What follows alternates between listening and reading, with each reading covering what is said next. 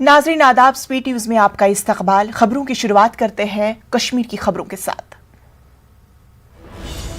इस वक्त की कश्मीर की बड़ी खबर से आपको रूबरू करा दे कि कुछ दिनों कबल जम्मू कश्मीर में मुबैना मजहब तब्दीली कराने का मामला जिस तरह की खबरें गश्त कर रही थी, अब उसी ताल्लुक से एक बड़ी खबर से आपको रूबरू करा दे कि कश्मीर सिखों का एक वफ्द वजीर दाखिला अमित शाह से मुलाकात करेगा और इस मुलाकात के दौरान DSGMC के मेंबरान भी इस वफ्द में शामिल होंगे और ये वफ्द शाम 6 बजे अमित शाह से मुलाकात करेगा और इस मुलाकात के दौरान सिखों के तहफ्फुजात पर तबादुले ख्याल किया जाएगा।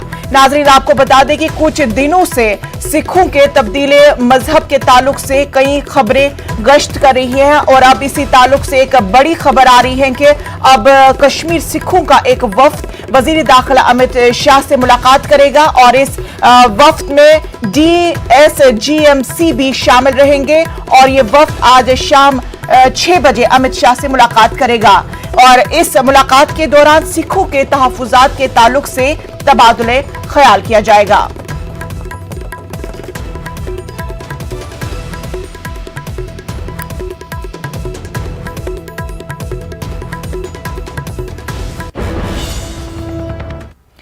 करगिल डेमोक्रेटिक अलायंस की आज ममलिकती वजीर किशन रेड्डी से मुलाकात हुई। इस मीटिंग में दफा 370, दफा 35A और लद्दाख को अलग से रियासत का दर्जा देने की मांग की गई।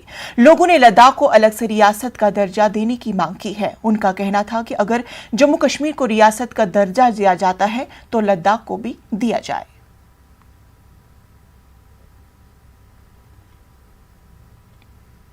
हमारे नुमाइंदे खुरम शहजाद ने करगिल डेमोक्रेटिक अलायंस के सेक्रेटरी नासिर मुंशी से मुलाकात की। हमारे साथ हैं करगिल डेमोक्रेटिक अलायंस से सेक्रेटरी नासिर मुंशी साहब। नासिर साहब, क्या बातचीत हुई, क्या माहौल था, क्या क्या इश्यूज उठाए गए? देखिए, 5 अगस्त 2019 के बाद जो है करगिल के सियासी माहौल में बहुत ही हलचल हुई है, क्योंकि जो एक स्पेशल स्टेटस था जम्मू एंड कश्मीर का, जो एक आर्टिकल 370 और आर्टिकल 35A को जो एबॉर्गेट किया गया, उसको लेकर काफ़ी हलचल मची करगिल में। वो इसलिए मची क्योंकि हमारे जमहूरी हुकूक जो थे उसको एक प्रोटेक्शन दे रहा था 35A, चाहे हमारे एम्प्लॉयमेंट इश्यूज हो, चाहे हमारे जो ज़मीन के इश्यूज हो, चाहे हमारे फ्यूचर सिक्योरिटी के इशू, हमारे आइडेंटिटी हो, हमारे कल्चर हो। आप जानते हैं कि लद्दाख का एक अपना कल्चर तो क्या 370 और 35A को लेकर आपकी कोई बात हुई? जी, हमने इनको यही कहा कि हमारी लोगों की चाहत यही है कि उस चीज़ को रेस्टोर करे। रेस्टोर इसलिए करे कि जो एक कॉन्स्टिट्यूशनल सेफगार्ड था, प्रोटेक्शन था आपके नौकरी को लेकर, आपके ज़मीन को लेकर, क्योंकि अभी ये सब जुडियस है, सुप्रीम कोर्ट में इस पर ऑलरेडी केस चल रहा है, पता नहीं कितने साल लगे। लेकिन इसको देखकर हमने ये भी नहीं करना है कि अपनी फ्यूचर स्ट्रेटेजी को भी देखना है। हमने इनसे डिमांड किया कि लद्दाख के लिए एक सेपरेट जो है स्टेटहुड बनाया जाए, ताकि लद्दाखी अपने ऊपर खुद गवर्न करे, अपने लेजिस्लेचर्स खुद करे, हमारी अपनी एग्जीक्यूटिव हो, हमारी अपनी जुडिशरी हो। तो इन चीज़ों को लेकर हमने माननीय जो home minister MOS home minister साहब रेड्डी साहब की क़यादत में हमने ये चीज़ रखा है। तो हमें उम्मीद है इंशाअल्लाह रहमान ये सिलसिला शुरू है कि कहते हैं शम्मा जाले सिलसिला जारी रहे, ये सिलसिला जारी रहेगा और भी मीटिंगें होंगी। अच्छा, जिस तरीके से हम देखें, जो गुपकार अलायंस है वो लगातार इस तरह की बात करता रहा है कि रियासत की तकसीम ना हो, साथ में हमारे साथ जोड़ा जाए, तो इसको लेकर क्या बात है? देखिए, हर कोई यही चाहता है जम्मू कश्मीर में, चाहे लद्दाख में, पहले से ही कि डिवीज़न ना हो। क्योंकि हम जानते हैं, हम लोगों ने जो डिवीज़न का ब्लंड हमने 47 में देखा है, उसके मतलब बहुत अभी हमारे बहुत सारे ख़ानदान जो है मुनक़सिम ख़ानदान जो है, कुछ स्कर्दों में है, कुछ यहाँ पे है। तो हम नहीं चाहते हैं कि वो चीज़ें रिपीट हो, सब यूनाइटेड होकर बैठें। अब चलो, ऑलरेडी ये चीज़ डिसीजन लिया गवर्नमेंट ने, ऑलरेडी ये सब जुडियस है, इसको ऑलरेडी अब जो है सुप्रीम कोर्ट में इसके ऊपर जो है मुकदमा दायर किया गया। उसके आने तक कम से कम हमें स्टेट दिया जाए।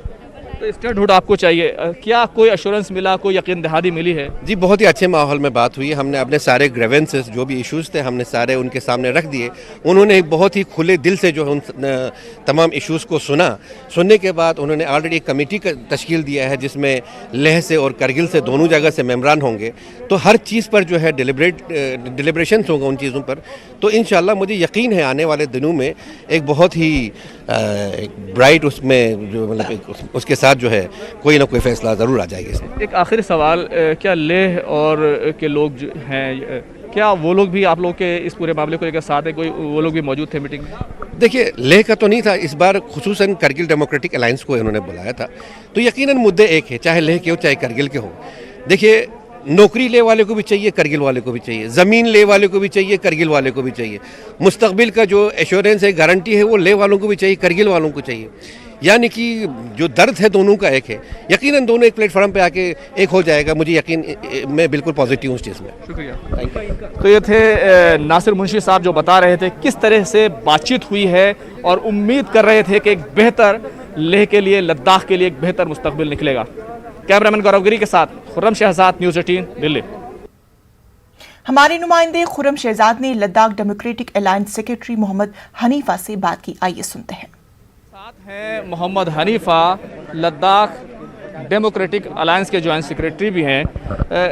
क्या जिस तरीके से बातचीत होती रही है और गुपकार अलायंस ये कहता रहा है कि रियासत की तकसीम ना हो, ये हिस्सा हमारे साथ रहे, कोई बातचीत हुई?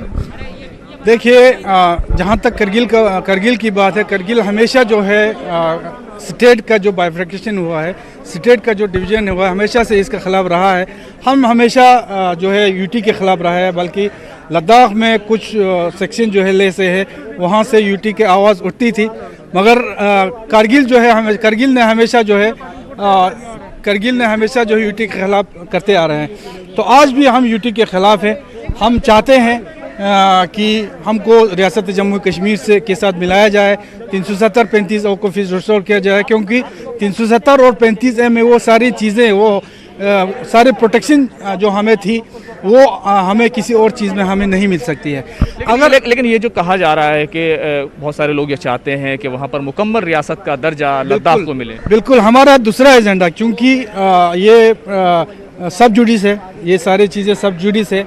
और लद्दाख में जो लेह में जो लोग हैं, जिन्होंने यूटी की डिमांड की थी, आज वो लोग भी जो है इस यूटी से उग गए हैं। वो लोग भी जो है लेजिस्लेचर विद यूटी के डिमांड कर रहे हैं। तो हमारा गवर्नमेंट से यही मुतालिबा है कि चूँकि ये सब जुडिस है, इसलिए अगर गवर्नमेंट सीरियस है लद्दाख के बारे में, सिंसियर है, तो हमें फुल फ्लेज जो है एक स्टेट जो है लद्दाख को बनाया जाए। क्योंकि लद्दाख एरिया वाइज इस देश में सबसे बड़ी एक वो है, पॉपुलेशन वाइज भी जो जिस वक्त सिक्किम को स्टेट मिला था, उस वक्त सिक्किम का जो पॉपुलेशन था वो 2.5 लाख के थे। आज करगिल का पॉपुलेशन 2011 के सेंसस के हिसाब से 3 लाख, और आज की डेट में 2021 में अगर सेंसस करे तो तकरीबन 5 लाख के पॉपुलेशन जो है लद्दाख है। आप चाहते हैं कि मुकम्मल रियासत का दर्जा मिले। क्या ये रियासत दिल्ली की तरह होगी, असम्बली होगी, या फिर लेफ्टिनेंट गवर्नर होगा, या फिर एक गवर्नर के तौर पर एक मुकम्मल पूरे स्केल के साथ रियासत? बिल्कुल मुकम्मल एक रियासत हो, जिसमें लद्दाख का अपना असम्बली हो, अपने लेजिस्लेचर हो, अपने एग्जीक्यूटिव पावर्स हो, वहाँ पे बाज़ाब्ता हमारा सीएम हो और गवर्नर हो, फुल फ्लेज यानी स्टेट। लेजिस्लेचर विद ये यूटी नहीं, हम उसके खिलाफ है, हम फुल फ्लेज स्टेट चाहते हैं। शुक्रिया, थैंक यू। तो ये थे जॉइंट सेक्रेटरी डेमोक्रेटिक अलायंस जो बता रहे थे कि वो क्या चाहते हैं और किस तरह की बात हुई है। कैमरामैन गौरव गिरी के साथ खुर्रम शहजाद, न्यूज़ 18 दिल्ली। इसके अलावा खुर्रम शहजाद ने जमीयतुल उलमा करगिल के सज्जाद करगिली से मुलाकात की। हमारे साथ हैं नौजवान सज्जाद करगिली, जमीयतुल उलमा कारगिल के, वो यहाँ पर नुमाइंदगी करने आए थे। सज्जाद भाई, जिस तरह से बातें हुई, सारी चीज़ें हुई, क्या कंक्रीट निकल कर आया? क्या कोई एश्योरेंस मिला? क्या स्टेटहुड मिलेगा? देखिए, पहली मुलाकात थी, हमने भी कहा और ऑनरेबल मिनिस्टर ने भी कहा कि ये पहली मुलाकात ज़रूर है, लेकिन आखिरी मुलाकात नहीं है। मुलाकातों का सिलसिला आइंदा भी चलता रहेगा, और हमने यही कहा कि डायलॉग से ही सारे मसाइल का हल होगा। हमने रिक्वेस्ट की ऑनरेबल मिनिस्टर से, चूँकि हमारी एक बैटल जो लीगल बैटल है 370 को लेकर वो चल रही है, लेकिन अब चूँकि गवर्नमेंट ऑफ इंडिया ने ये कहा है कि हम जम्मू कश्मीर को बहुत जल्दी स्टेटहुड देंगे, तो हमने रिक्वेस्ट की है कि आप जम्मू कश्मीर की तर्ज पे लद्दाख को भी स्टेटहुड दिए।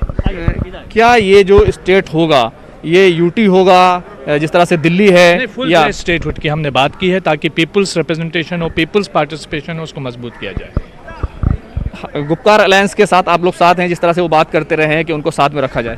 देखिए, Gupkar alliance Kashmir based organisation है, पॉलिटिकल रिप्रेजेंटेटिव्स उसमें हैं, लेकिन हमारा कारगिल को और लद्दाख को लेकर के हमने ये अलायंस बनाया है। शुक्रिया।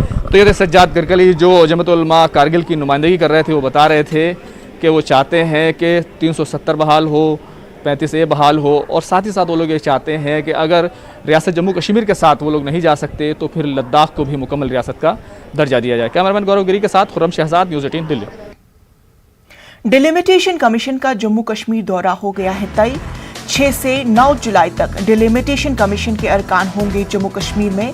कमीशन की टीम 8 जुलाई को जम्मू का करेगी दौरा। Chief election commissioner Sushil Chandra भी इस दौरे में होंगे शामिल। दिल्ली में जस्टिस रंजना प्रकाश देसाई की सरबराही में हुई मीटिंग। जम्मू कश्मीर में इलेक्शन के मद्देनजर डिलिमिटेशन कमीशन का दौरा काफी अहम। टीम अपने दौरे के तमाम सियासी जमातों के लीडरों से मिलेगी। इलाकाई और कौमी पार्टियों के नुमाइंदों से अलग अलग मुलाकातें करने का मंसूबा।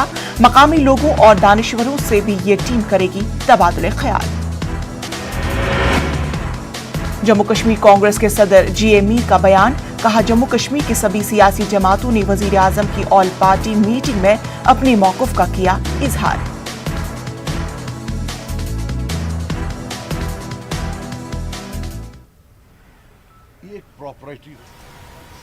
हमें ही है डायरिया ऑफ वर्ड्स कि हम बोले जा रहे हैं, we have to keep quiet somewhere. मगर एक प्रॉब्लम है कि मैं वहां था, मुझे कोई कोट कर रहा है कि लीडर 6 ने बोला कि सजाद साहब ने ऐसा बोला, मुझे फोन नहीं कर रहा है। ये कौन सा नॉनसेंस है? This does not make sense, to be very honest. But as I told you, I as a Kashmiri, not as a political leader, felt proud of all the leaders there. They spoke for the people of Kashmir, the people of Jammu and Kashmir. They reflected the pain in a befitting manner. मैं as a Kashmiri बोल रहा हूँ, not as a political leader. I pay my respects to all the leaders who were there. बाकी ये ऊपर नीचे का करना, I don't think we are in that. जहाँ तक बेग साहब का सवाल है, इमरान साहब ने उसके बारे में बयान दिया है. We will not add even a single word to that statement. We will not subtract a single word for that statement. That chapter is a closed chapter. Sajjad साहब, पीपल्स कॉन्फ्रेंस जो एक आइडियोलॉजी बेस्ड पार्टी है, peoples conference का क्या मौक़िफ़ है? जो मरकज़ की तरफ से देर सवेर बुलावा तो आया, आपका क्या मौक़िफ़ रहा पीपल्स कॉन्फ्रेंस का? जिस तरह से पार्टियां कहती हैं, हमने मुख्तलिफ इशू पे बात की, लेकिन पीपल्स कॉन्फ्रेंस का क्या मौक़िफ़ रहा इस जमाती में? ये आइडियोलॉजी में आइडियोलॉजी बेसिस है तो यार मैंने बोला ना, और कितना नहीं, और beyond that would not be, I don't think we should not speak what happened. It's a close chapter. I will not.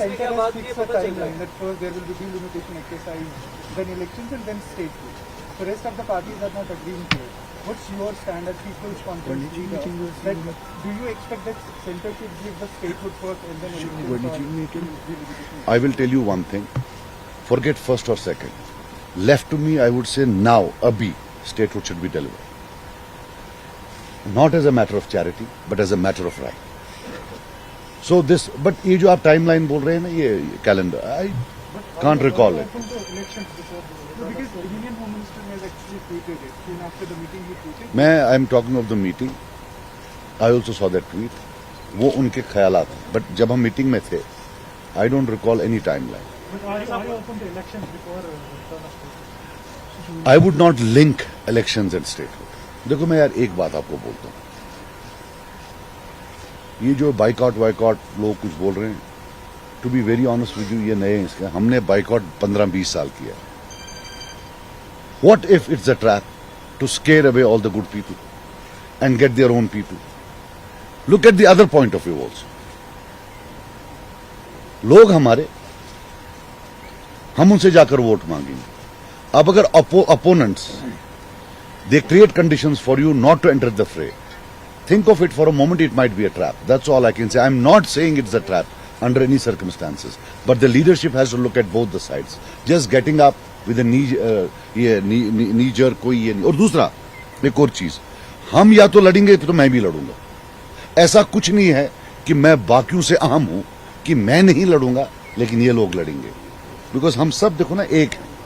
I am not more moral than them, I am not superior to them. अगर कोई चीज मेरे लिए हराम है, इनके लिए भी हराम है. ये एक चीज. सज्जाद साहब, few things. Delimitation Commission has announced arrival to Kashmir, and they have said that we will invite all the stakeholders, relevant political parties, for the consultation. So will you participate if you are invited, number one? Number two, when you say facilitate delivery mechanism on the ground, are you ready to go as a group, or will you strive as a political party individually? कहाँ? This delivery, facilitate delivery mechanism on the ground. यार जहाँ तक क्या आपने पहले delimitation commission, yeah, of course we will go, because these ones they are carved. Last time it was carved was 95, which was a very, look, now don't take these views as my views on delimitation, but if I have to comment on the old delimitation, that administrative setup was very bad, very bad. But this has its own problems. What they do within the regions, are they fair, and is it done in a transparent manner across the regions and then within the regions? It has to be fair both across the regions and within the regions. ये तो जहाँ तक बोल रहे, you see, you delivery mechanism के लिए, for example, Prime Minister has called an all-party meeting. If it continues, I don't know whether it will continue. If it continues, it might culminate into something. So you have an institutional setup there. तो उसमें तो as party हम जाएंगे. But on ground, if you are telling me in terms of our political battles, as on date, no, we are, alone.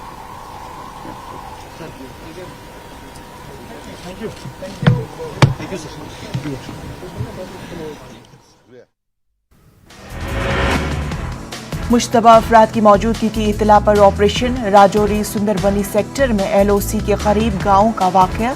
Search operation के दौरान firing तबादले में एक फौजी जख्मी। जम्मू कश्मीर के लेफ्टिनेंट गवर्नर मनोज सिन्हा ने special assistance scheme for Covid को कर दिया लॉन्च। कोविड से मुतासर होने वाले खानदानों को समाजी तहफ़्फ़ुज़ फराहम करने की गर्ज से ये स्कीम की गई है शुरू। बांडीपुरा में इंतजामिया ने कोविड से फोत होने वाले अफराद के अहल खाना को माली माउनत फराहम करने का सिलसिला किया शुरू। अपने घरों के वाहिद कमाऊ अफराद के अहल खाना को मदद की जारी है फराहम।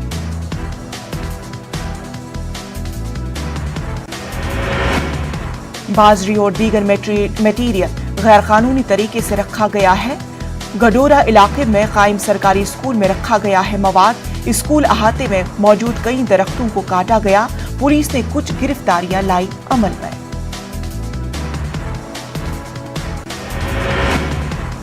जम्मू कश्मीर में नौजवानों के लिए खुसूसी हेल्पलाइन की गई है शुरू।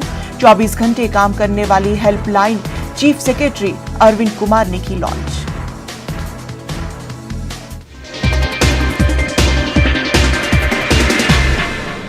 अगर हम प्रति लाख जनसंख्या में संक्रमण को देखें, मृत्यु दर को देखें, तो भारत की स्थिति बड़े बड़े विकसित और समृद्ध देशों की तुलना में कहीं संभली हुई रही है। किसी एक जीवन का असमय समाप्त होना उतना ही दुखद है, लेकिन भारत ने कोरोना से लाखों का जीवन बचाया भी है। इसका बहुत बड़ा श्रेय हमारे परिश्रमी डॉक्टर्स, हमारे हेल्थ केयर वर्कर्स, हमारे फ्रंटलाइन वर्कर्स को जाता है। साथियों, ये हमारी सरकार ही है जिसने हेल्थ केयर पर सबसे अधिक बल दिया है। पिछले वर्ष फर्स्ट वेव के दौरान हमने लगभग 15,000 करोड़ रुपए हेल्थ केयर के लिए आवंटित किए थे, जिससे हमारे हेल्थ इंफ्रास्ट्रक्चर को बढ़ाने में मदद मिली। इस साल हेल्थ सेक्टर के लिए बजट का एलोकेशन 2 गुने से भी ज्यादा, यानी 2 लाख करोड़ रुपए से भी अधिक किया गया। अब हम ऐसे क्षेत्रों में हेल्थ इंफ्रास्ट्रक्चर को मजबूत करने के लिए 50,000 करोड़ रुपए की एक क्रेडिट गारंटी स्कीम लेकर आए हैं, जहां स्वास्थ्य सुविधाओं की कमी है।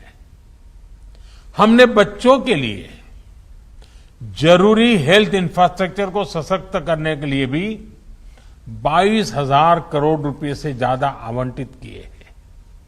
आज देश में तेजी से नए एम्स खोले जा रहे हैं।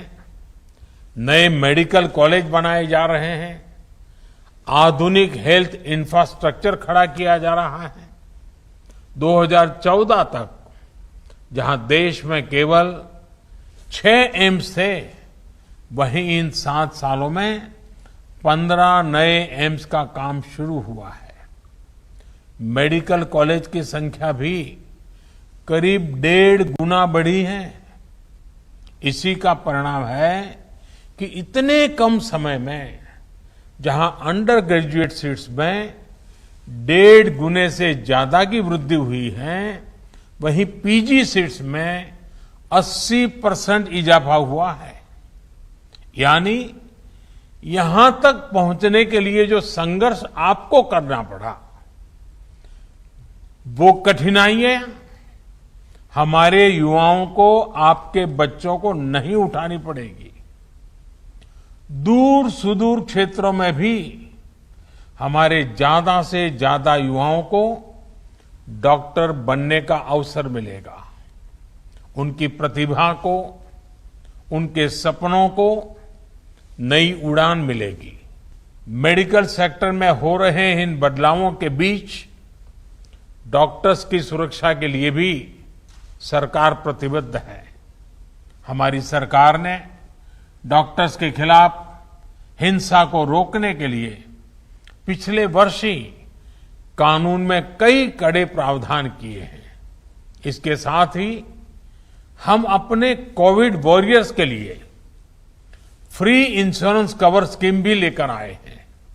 साथियों, कोरोना के खिलाफ देश की लड़ाई हो या मेडिकल व्यवस्था सुधारने का देश का लक्ष्य, इन सब में आप सभी को महत्वपूर्ण भूमिका अदा करनी है। उदाहरण के तौर पर, जब आप सभी ने पहले फेज में वैक्सीन लगवाई, तो उससे देश में वैक्सीन को लेकर उत्साह और विश्वास कई गुना बढ़ गया। इसी तरह जब आप लोगों को कोविड एप्रोप्रिएट बिहेवियर का पालन करने के लिए कहते हैं, तो लोग पूरी श्रद्धा से उसका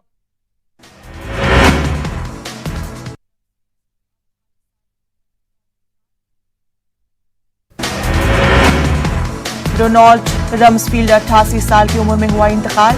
रम्सफील्ड जॉर्ज रेवोल्यूशन के दौर में थे वजीर दिफा। इराक और अफगानिस्तान पर हमले हुए थे इन्हीं के दौर में।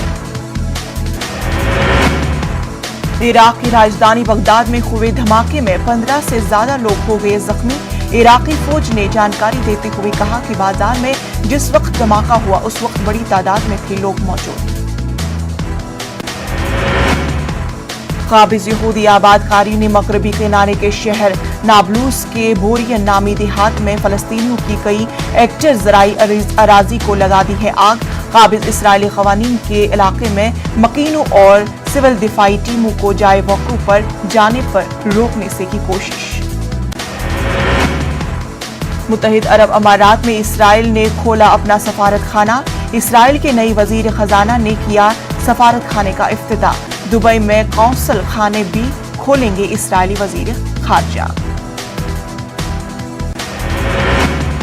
इसराइल से शाया होने वाले अखबार हाटस का दावा, पाकिस्तान आहिस्ता आहिस्ता बढ़ रहा है इसराइल के साथ ताल्लुकात की तरफ। ईरान पर आयद पाबंदियां खत्म या हटाने की अपील। यूएन सेक्रेटरी जनरल ने अमेरिका से की अपील, कहा 2015 के मुआहदे के तहत पाबंदियां हटाई या खत्म करें। ईरान में मुद्दत सदारत पूरी होने वाली हसन रूहानी का बयान, उनका मुल्क जौहरी मुआहदे को दोबारा मुयस्सर करने से नहीं हिचकिचाएगा। जौहरी मुआहदे को फिर से फाल बनाने के लिए वो सब कुछ करेंगे जो हमारे बस में है। मक्का मुकर्रमा में नए गिलाफ काबा की तैयारी कर ली गई है मुकम्मल। 9 जिलहज को अरफा के रोज गिलाफ काबा किया जाएगा तब्दील। चीन की कम्युनिस्ट पार्टी के 100 साल मुकम्मल होने पर बेंजामिन में मनाया गया जश्न। इस मौके पर सदर शी जिनपिंग ने अमेरिका और ताइवान का नाम लिए बगैर कहा कि कोई भी गर्क मुल्की ताकत हमें नहीं दिखा सकती आंख। दुनिया भर में अब तक कोरोना के 18 करोड़ 29 लाख 81 हजार से ज्यादा मामले आए सामने। 49,62,000 से ज्यादा अफराद की हुई मौत।